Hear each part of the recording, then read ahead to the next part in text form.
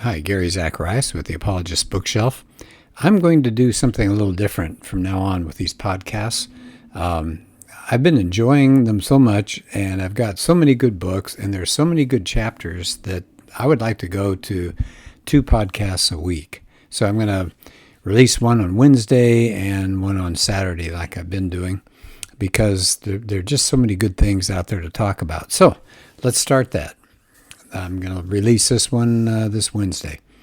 And this is a book by Chuck Colson, called The Faith, and subtitle, What Christians Believe, Why They Believe It, and Why It Matters.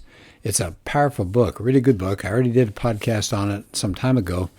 This time I want to look at chapter 4, and it's called Truth. And I think about what a world we live in now. There's no such thing as truth. There's your truth and my truth, and everybody's got a little bit of truth, and it's all pretty subjective. So let's take a look at what Colson has to say. He said, he starts off in the chapter here that we believe there is a God and that he has spoken, right? These are the 2 key things to Christianity, that God exists and he's spoken. And it says that enables the Christian to affirm that there is truth. There is truth. There's an ultimate reality out there, not based on what one person thinks or another person thinks. But we believe that not only is there truth, but people can know the truth, the way things really are. That's the correspondence theory, isn't it, of truth. If it really exists out in the world and you say it exists, then that's truth. And he says there are 3 ways. Of course, the Christian thinks that you can get truth out of the Bible. Yeah, definitely. But he said there are 3 other ways that you can gain truth. One is the book of nature. And I think there's no doubt about that. I love astronomy, and you think about the stars up there, and there's a lot of truth. In fact, a lot of people are being drawn to the Judeo-Christian worldview because of astronomy. So truth can be in the book of nature. He says also you can get truth through reason. You can think about it. After all, we're made in God's image, and we have free will, and we have logical thinking ability. So Christianity, and I thought this is a good point, he said Christianity is not a hidden body of teachings disconnected from everyday reality. Okay, so he says, and it's also not a bunch of subjective notions that you can't disprove. I think about Mormonism, not to pick on the Mormons, but what did they finally come down to? They come down to the burning in the bosom. That's totally subjective. That's their ultimate faith position. All right, so you can gain truth through the book of nature. You can gain truth through reason. He said, actually, through reason, he said, that's how you can test other religions and other worldviews and compare them to Christianity. And I've done that. I've spoken on worldviews, and exactly that. I've taken 2 examples of worldviews, Christianity and secularism, or atheism, whatever you want to call it, materialism, and just compared them on various things that worldviews have to deal with, like where do we come from, and what's right and wrong, and how do we get into a mess, and how do we get out of it. And Christianity does so well, just using reason. You don't have to go to the Bible, just using reason. And he says we can observe which worldview conforms to the way the world really is to see what's true. I can think of one quick example before we go on with Colson's book. You take the idea of the beginning of the universe. Hinduism says the universe is eternal, endless cycles and more cycles. But Christianity, the Judeo-Christian worldview, says there was a start. And guess what? Science is saying, yes, there was a start to the universe. So you can take one worldview and match it up against the other through reason, through science, through nature. He said also we can get truth through conscience. He says God reveals truth through our conscience. We can tell good from evil because we have a moral sense that's inside of us. And he uses Romans 2 as an example. Paul says the law was written on hearts of people. So we know the Bible says humans are made this way, that from the very beginning of time, there's a moral law that all people and all cultures can know. So he uses as an example something that's disconnected from Christianity. It's the Code of Hammurabi. He said it has moral teachings written before the Mosaic Law. Confucius preached a high morality. Even the ancient Greeks, he uses Penandros as an example. He said, you need a good conscience, that gives you true freedom. He says almost every religion in history has embraced some form of the Ten Commandments. And C.S. Lewis talked about this, an idea of a universal moral law. We always talk about how different religions and different cultures are so different from each other. There can't be truth. He says, no, that's not the case. And that's what C.S. Lewis argued, that actually down deep, these different religions, these different cultures all hold very, very similar views.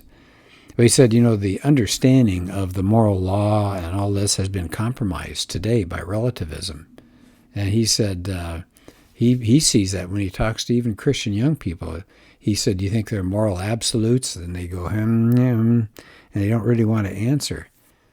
Colson says, well, then I ask him, would it be okay to have somebody steal your wallet or kill somebody because he was a Jew or push an old lady into traffic? And they go, no. And he said, they instinctively know that no matter what, those things would never be right. He said, young kids know right from wrong. He said, the minute somebody snatches a toy from them, then they want their toy back. You can't take that. That's not fair. He said, there's even now scientific evidence that this law is written on the heart, like Paul talked about. Where do we find that out? He said, there's one Harvard scholar who's discovered that the brain contains, this is a quote from this scholar, a circuit specialized for recognizing certain problems as morally relevant. He says the brain has a universal moral grammar, a toolkit for building specific moral systems. He said even though this professor is an agnostic, he really believes morality is grounded in our biology. It's written in our hearts, back to Romans 2 again. He said, today, this idea of what's true, is there truth? He said that's the great fault line in Western culture today. He said the dominant point of view is against that there is no truth. He says, why do we see that? Why do we have that hostility to the idea of truth? Because he said rebellious human nature always opposes truth's claims. Why? Well, if something is really true, it's true for all of us, and we don't want a higher authority. We don't want to bend our knee. We want to create our own truth. That's personal autonomy. That is so big in our culture today. You think about the transgender issue and other things. It's all about how I feel rather than what's true, what corresponds to reality. He said, he's talking about Jesus in front of Pilate, and Pilate says, what's truth? Because Jesus says, everybody who's on the side of truth listens to me. So we get that scoffing comment by Pilate, what's truth? He said, that sounds really familiar, doesn't it? Many of today's intellectuals believe that religion is just an expression of culture. It's just the way you get political allegiance. And here comes Jesus. It says, there is real truth. Well, what Jesus is teaching is that reality is not what we're subjectively making of it or what our culture can believe. There is objective truth, and we're able to apprehend it. We're not a dream, he says, in the mind of God. We're not an illusion like Eastern religions say. Reality isn't like a programming put into our minds like the Matrix. And he said it's all over the place, this idea of truth and how it's being dismissed. And he uses as an example Richard Dawkins. He was asked one time, I guess, in an interview with Time magazine, whether good and evil have no meaning. And here's what Dawkins said: even the question you're asking me has no meaning to me.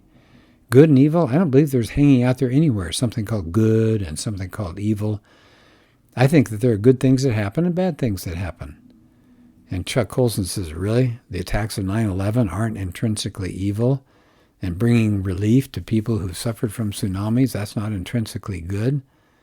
He said, by he, I mean Colson, he said, Dawkins is smart. He knows what he's saying. He can't admit that there's more than just personal value judgments. Why? Because if there's a moral law that applies to everybody, there's got to be a moral lawgiver that we would all be subject to. No thanks, he says. And unfortunately, he uses some statistics here to show you, Colson does, 63% of Americans deny knowing the ability to know moral truth. He says 53% of evangelicals believe that. Whoa, that's just so sad, isn't it? Oh, man. He says even in so-called conservative churches, we're being intimidated by political correctness and that all religions are alike and there's no such thing as truth. He says, who's going to defend truth? He says, whenever we can't defend truth, faith withers. He says, if we don't take truth seriously, we're not going to take God seriously. Now, he said, we're seeing Orthodox believers, even young evangelicals, coming up with things like postmodern Christianity or progressive Christianity. Colson didn't talk about that because I don't think that term was around in his time period, but Elisa Childers dealt with it in a different gospel. This whole idea of truth not being as important anymore. Evangelicals are now falling, he says, into a trap of cultural Christianity rather than truth. And he said because postmoderns say you can't know the truth, then young adults are resisting going out to others and presenting the Christian faith because it's got ethical implications for all of us, not just, hey, I'm a Christian, so I'm living this way. We're saying Christianity is true for all of us. And so he said, now what are we getting? People in the church are resorting to kind of indirect witness. Worship services are having storytelling and visual presentations and contemporary music and an open invitation to join the conversation. He said, well, that's good.